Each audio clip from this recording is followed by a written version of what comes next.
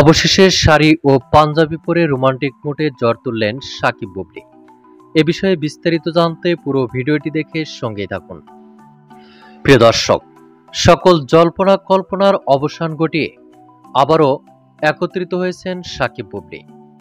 বেশ কয়েকদিন আগেই আনুষ্ঠানিকতার মাধ্যমে চিত্রনায়িকা শবনম বুবলিকে আবারও গড়ে তুলে নিয়েছেন ঢালিউড কিং শাকিব খান।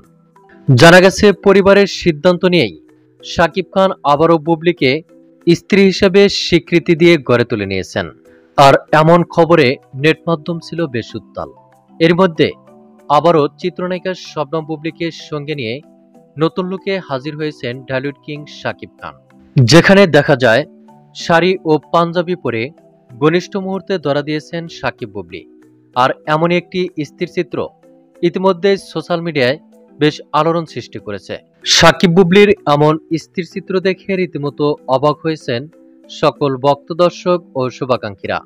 আর তাই মন্তব্য রয়েছে, আজ জুমার নামাজ আদায় করে ঘরে এসেই স্ত্রীর সঙ্গে খুনসুটিতে মেতে উঠেছিলেন সাকিব খান। তবে এমনই একাধিক মন্তব্য রয়েছে সোশ্যাল মিডিয়ায়, কিন্তু এ বিষয়টি আসলে কতটা সত্য তা কিন্তু এখন পর্যন্ত জানা যায়নি। তো প্রিয় দর্শক, এ বিষয়ে আপনার কি মন্তব্য তা আপনার ধারণা মোতাবেক কমেন্ট করে জানিয়ে দিন নিচের কমেন্ট বক্সে।